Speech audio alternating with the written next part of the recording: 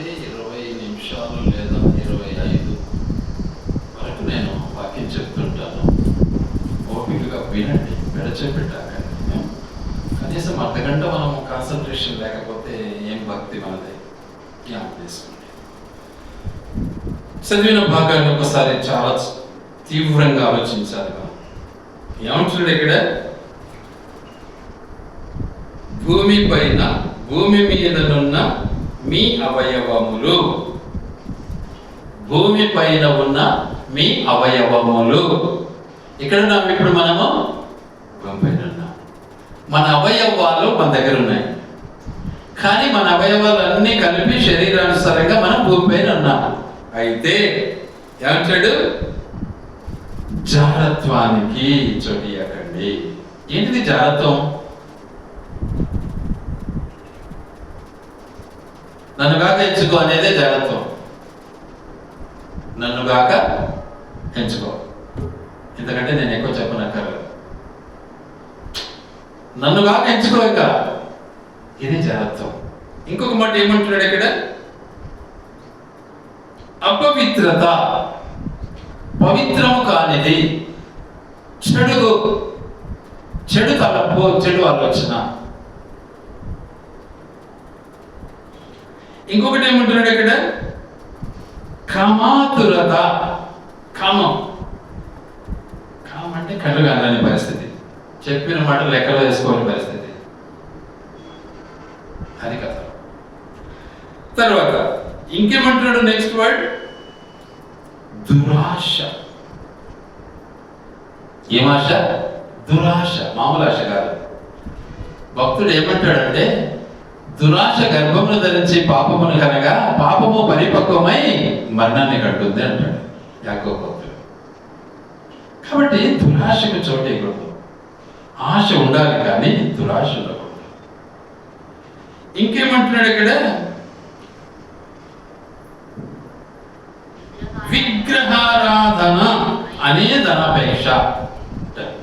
డబ్బు సంపాదించాలి, ఎట్టున్నా కూడా ఏమన్నా కానీ అది విగ్రహంతో సమానం. ధనం సంపాదించాలి, పాపం పెంచుకోవాలి. ఒకప్పుడు నేను బాధపడ్డాను, నాకు రావాల్సిన ఆస్తిని కోల్పోయాను, నేను నా బిడ్డలకి ఏం చేయాలని బాధపడ్డాను. కానీ దాని కొరకు నేను ప్రయాసపడలేదు. అది గొప్పతనం. దేవుడు నాకు అది ఇచ్చాడు.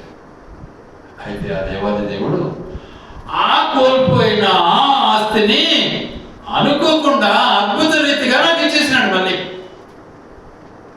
ఎంత గొప్ప విషయం!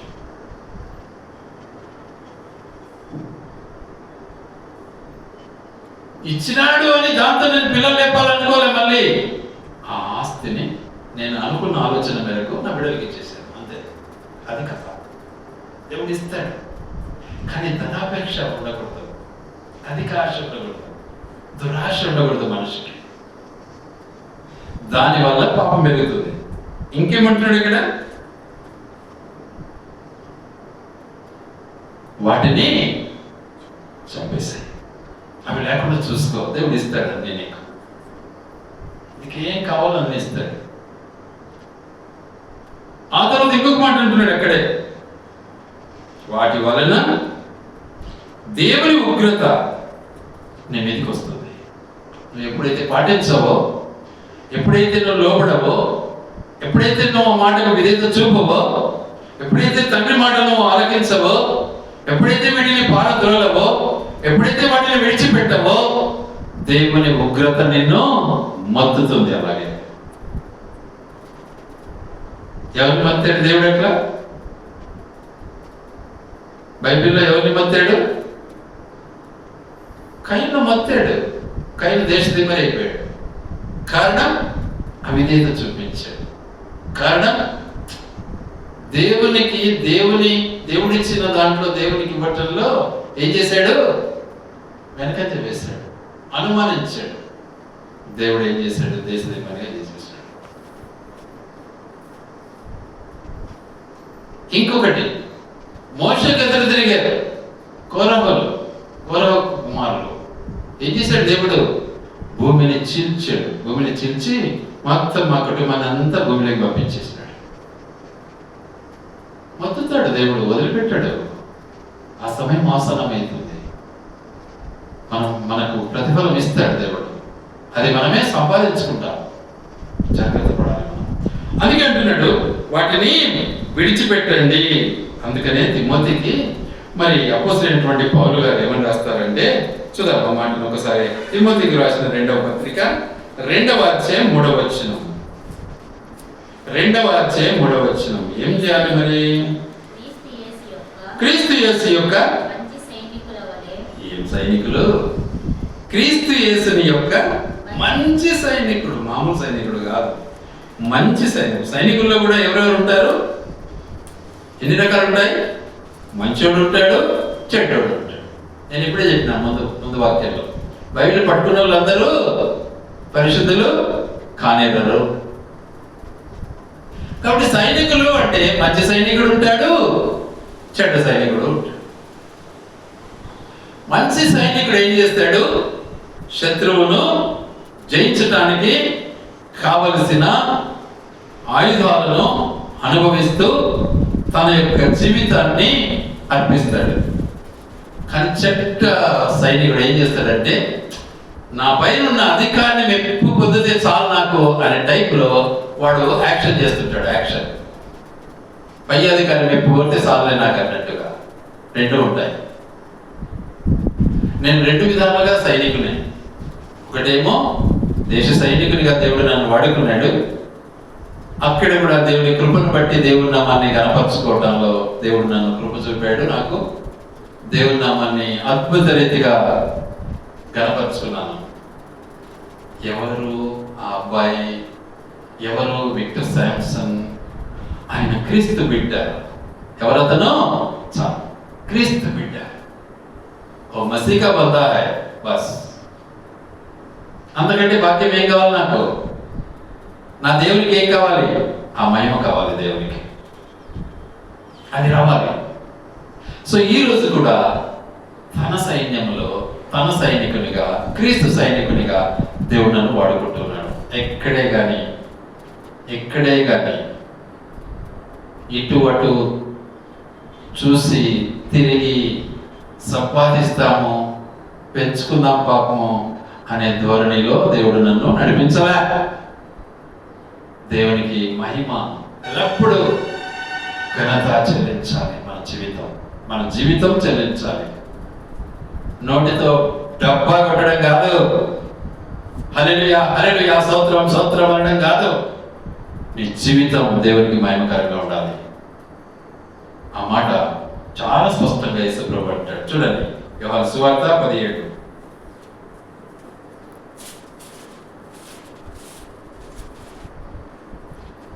5వ వచనం, 4వ వచనం. చేయుటకు నీవు నాకు ఇచ్చిన పని నేను సంపూర్ణముగా నెరవేర్చి భూమి మీద నిన్ను మహిమపరిచిందని. చూసారా? దేవుని మహిమపరచాలి మనము. మన మహిమ కాదు, మన గొప్పతనం కాదు, మన పేరు కాదు, మన డబ్బు కాదు, మన సంపద కాదు. ఈరోజు ప్రతి ఒక్కడు మాక్సిమం ఏం చేస్తున్నారు? సంపాదించా. ఎవరు వచ్చారు? పాస్టర్ గారు వచ్చారు. ఏమిట్లో వచ్చారు? కార్లో వచ్చారు. పాస్టర్ గారు వచ్చారు. ఏమిట్లో వచ్చారు? హెలికాప్టర్లో వచ్చారు. పాస్టర్ గారు వచ్చారు. ఏమిట్లో వచ్చారు? ఏరోప్లేన్ లో వచ్చారు. ఎంత గొప్పతనం! అది దేవునికి మహిమనా? నాడు యేసు ప్రభు కాలినడకన నడిచాడు. ఎవరిని మహిమపరిచాడు? దేవుని మహిమపరిచాడు. నాటి దైవజనులు, మన పితరులు ఏమిటో నడిచారు? అద్భుత రీతిగా చెమటలు కార్చుకుంటూ తన శక్తి కొలది దేవుడిచ్చిన శక్తిని బట్టి ప్రయాసపడి స్వార్థ సేవ చేశారు. ఎవరిని మహిమపరిచారు? దేవుని మహిమపరిచారు. విలియం కేరీ తన జీవితాన్ని పోల్చుకుంటే ఆయన జీవితంలో మనది కనీసము 10% కూడా లేదు. 10%, 100 భాగాలలో 10 భాగాలు కూడా లేదు. మనది యేసు ప్రభువుని ఎప్పుడు నువ్వు తలుచుకుంటావు? అంత వేషధారణ కదా, మోసం కదా.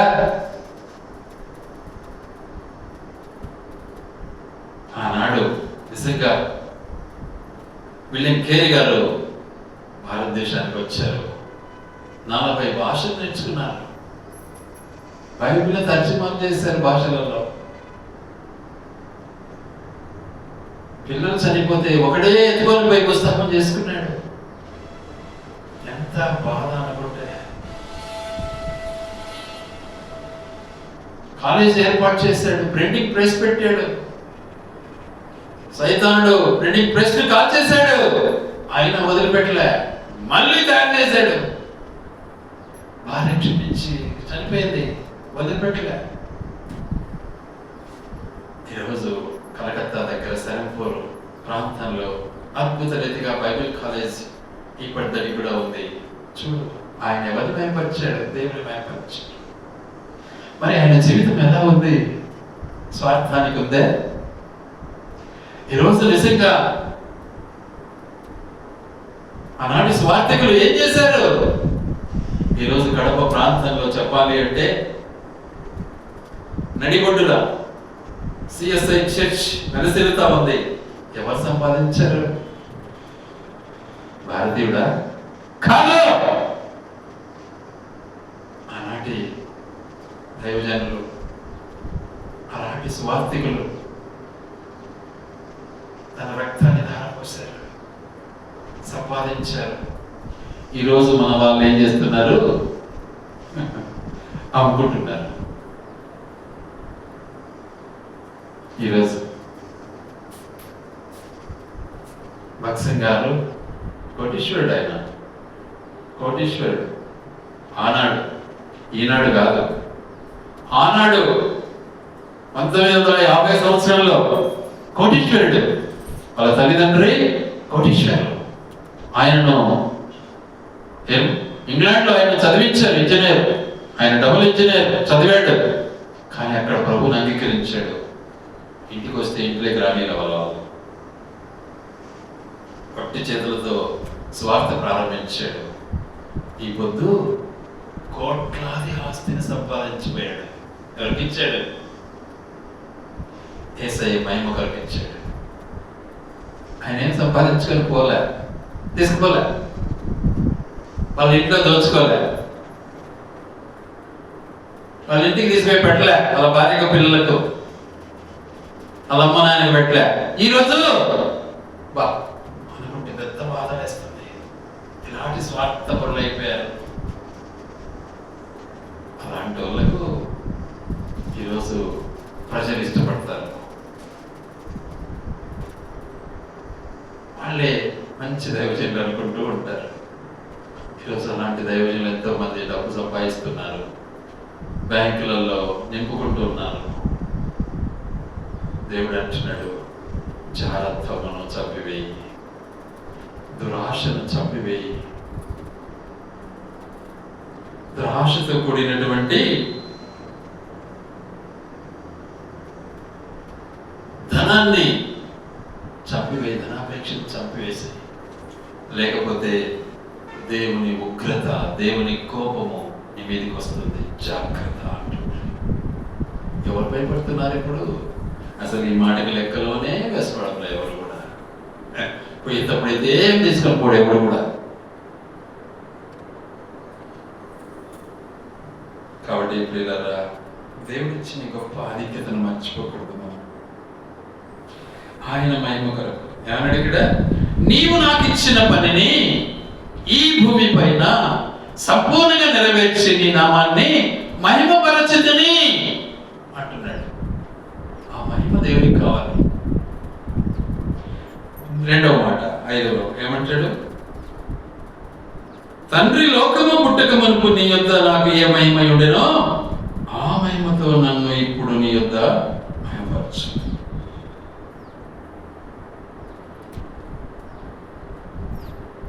ఈ లోకానికి పంపే ముందు కుమారుడికి ఉన్నటువంటి మహిమ, తండ్రి పక్కలో నిలబడుకొని చేయబట్టుకొని అంటే ఎంత ఆనందం, ఎంత సంతోషం. అలాంటి కుమారత్వాన్ని కోల్పోయి తండ్రి ఆజ్ఞ మేరకు ఈ లోకానికి వచ్చి తన ప్రాణం ఇచ్చి మృత్యుంజయుడై ఇప్పుడు ఆ మహిమలో వెలసిల్లుతూ ఉన్నటువంటి దేవుడు మన దేవుడు. ఆయన తండ్రిని మహిమపరిచాడు. అసలు నీ జీవితంలో నువ్వెవరు భయపరుస్తున్నావు? నీ తల్లిని, నీ తండ్రిని జ్ఞాపకం పెట్టుకున్నావా? ఈరోజు మరిచిపోతున్నారు. తల్లి తండ్రి అంటే లెక్క జమ లేకుండా పోతా ఉంది. నేను కళ్ళతో చూసి బాధపడుతున్నాను. అందుకే అలాంటి కుటుంబాలు ఎన్నో ఉన్నాయి.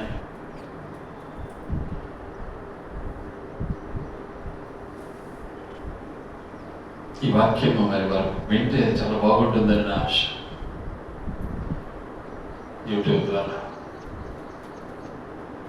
అలాంటి పిల్లలు వినాలి.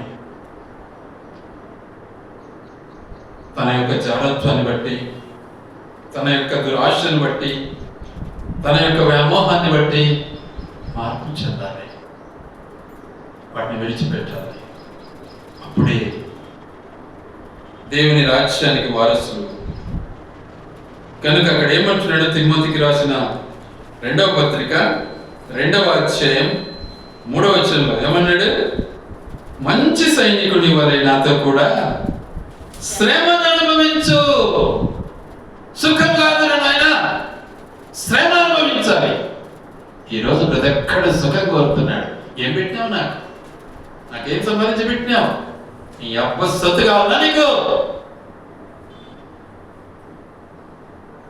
నేను పెద్ద చేసింది గొప్ప కాదా? నేను పెంచింది గొప్ప కాదా?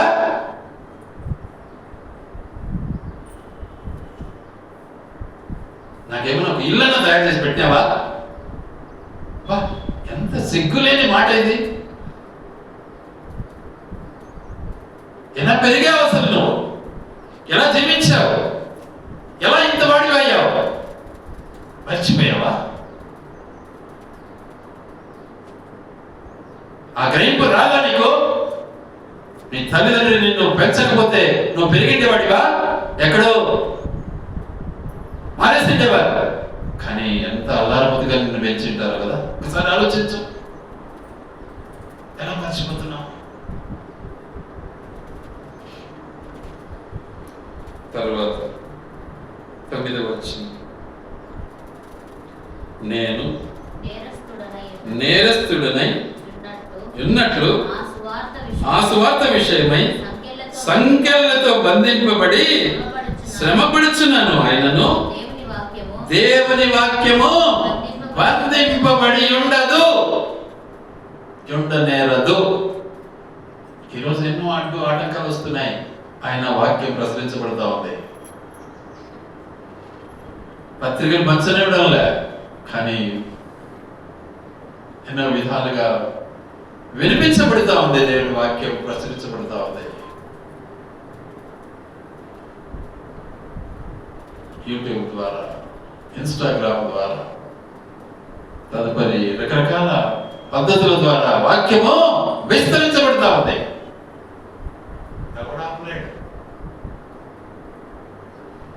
సైతాన్ ఆపలేదు.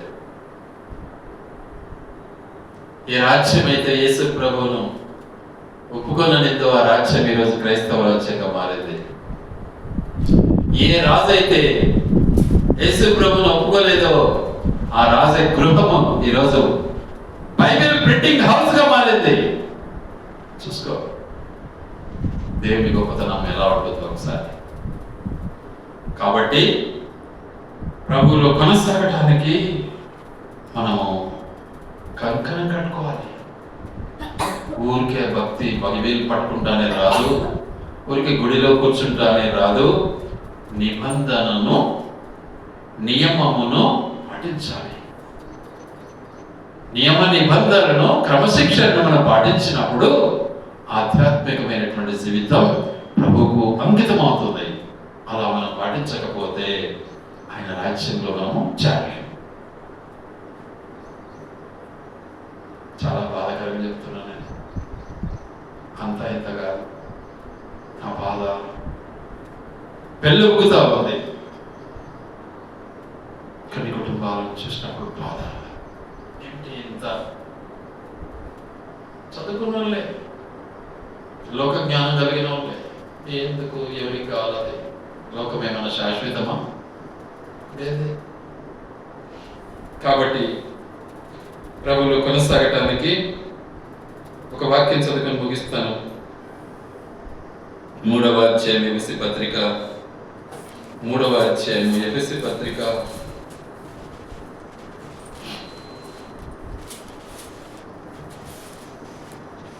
18-19 వచనం.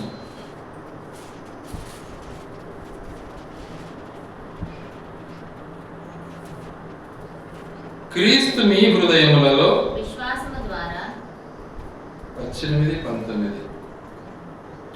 ఓకే, 15 నుంచి స్టార్టింగ్ లో ఉంది కదా, రైట్. 15 నుంచి చదువుతాం. మీరు అంతరంగ పురుషుని యందు శక్తి కలిగి ఆయన ఆత్మ వలన బలపరచబడినట్లుగాను క్రీస్తు మీ హృదయములలో విశ్వాసం ద్వారా నివసించినట్లుగాను తన మహిమైశ్వర్యము చొప్పున మీకు దయచేయవలెననియు మీరు దేవుని సంపూర్ణత యందు పూర్ణులగునట్లుగా ప్రేమ యందు వేరుపారి స్థిరపడి సమస్త పరిశుద్ధులతో కూడా దాని వెడల్పు, పొడుగు, లోతు, ఎత్తు ఎంతో గ్రహించుకొనుటకును జ్ఞానమునకు మించిన క్రీస్తు ప్రేమను తెలుసుకొనుటకును తగిన శక్తి గలవారు కావాలని ప్రార్థిస్తున్నాను. ఇది కావాలి మనకు, ఇది కావాలి. దీన్ని మనం అనుసరించడం నేర్చుకోవాలి. దీన్ని మనం అనుసరించకపోతే నిష్ప్రయోజనం.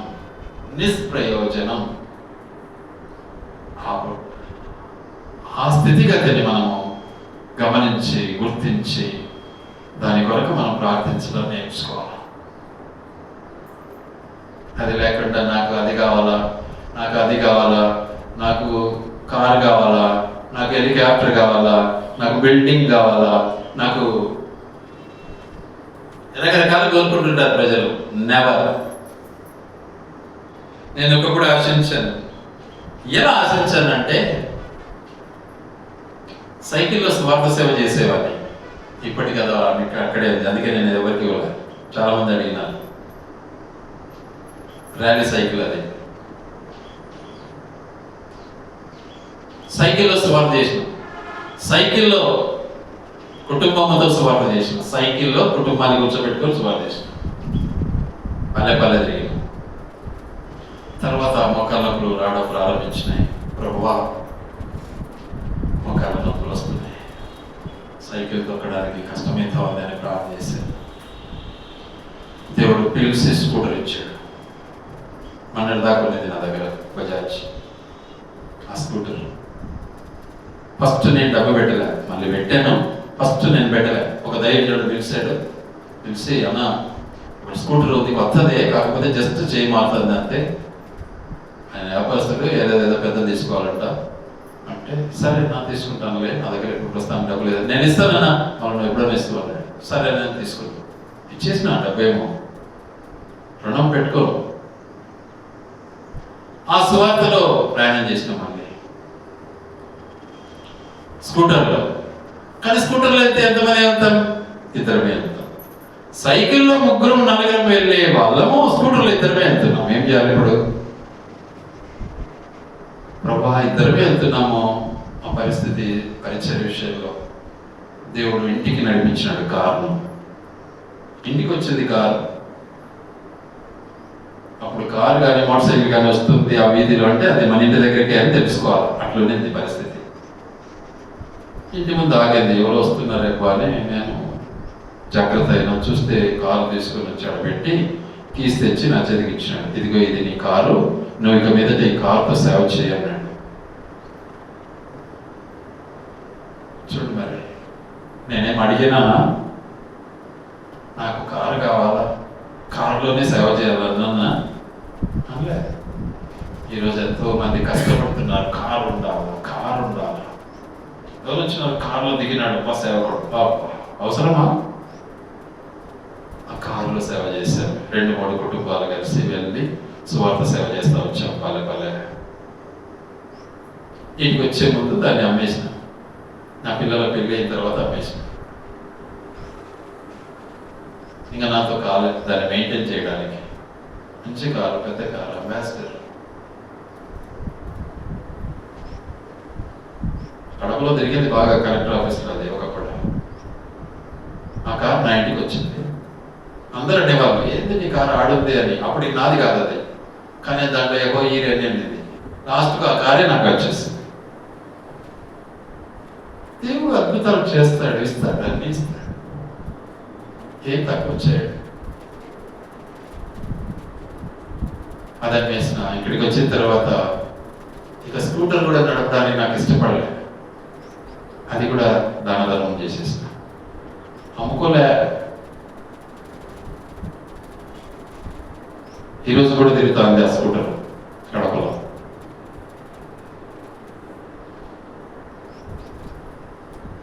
రావచ్చు ఎప్పుడో ఒకసారి ఇంటికి కూడా ఆ స్కూటర్. అంటే ఆ మనిషి కనుక మనం ఈ లోకం పైన ఆశ పెట్టుకుంటే, దురాశ పైన ఆశ పెట్టుకుంటే పరిస్థితి ఏంటి? దేవుని యొక్క ఉగ్రతకు పాత్రలం అయిపోతాం. దేవుడు ఇవ్వాల్సిందన్నీ నీకు ఇస్తాడు, కానీ దేవుని వైపు నీ జీవితాన్ని అనుసరించినట్లయితే నువ్వు ధన్యునివైతావు. అందుకే ఈ వాక్యం ఏమంటుంది చూద్దాం, ఒకసారి జ్ఞాపకం చేసుకుందాం. కావున 5వ అధ్యాయం 1-2 వచనాలు చదువుకుందాం. కావున మీరు ప్రియులైన పిల్లల వలె దేవుని పోలి నడుచుకోండి. యేసు ప్రభువును పోలి నడుచుకోండి. ఎంత శ్రమ పడ్డాడు? నీ శ్రమ ఏమైనా ఉందే? కష్టపడతావు, కూర్చోవాలి, గంట సేపు అంటే కష్టపడతావు నువ్వు. 2 గంటలు వాక్యం వినాలి అంటే కష్టపడతావు, నువ్వు బాధపడతావు. మరి యేసు ప్రభు ఎంత కష్టపడ్డాడు నీకోసం? తన ప్రాణమే ఇచ్చాడు. అది నీకు అర్థం కాదా? ఆయన మాటలు వినలేవా? ఆయన వాక్యాన్ని పాటించలేవా? అందుకే అంటున్నాడు, ఏమంటున్నాడు? దేవుని పోలి నడుచుకోండి.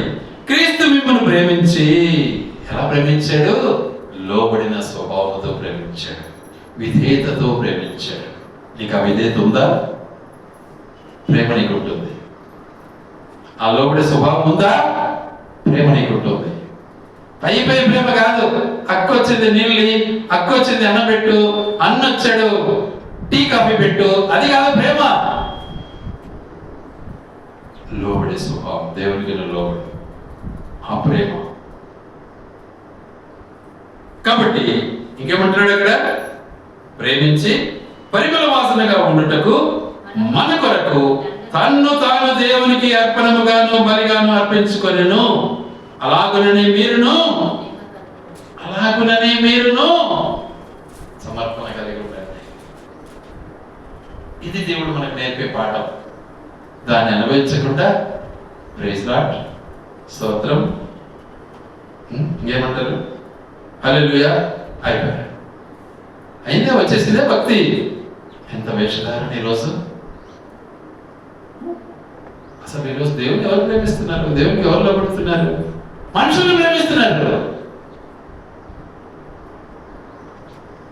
కాబట్టి మన జీవితంలో మార్పు రావాలి. అప్పుడే ఆయన రాజ్యవాసులం అవుతాం, ఆయనలో మనం పాలివరం అవుతాం. ఆయన మన కొరకు ఏర్పాటు చేసినటువంటి పరిశుద్ధమైనటువంటి ఆహారం అనగా ఆయన శరీరము, ఆయన రక్తము పాలు పొందే అర్హులం అవుతాం.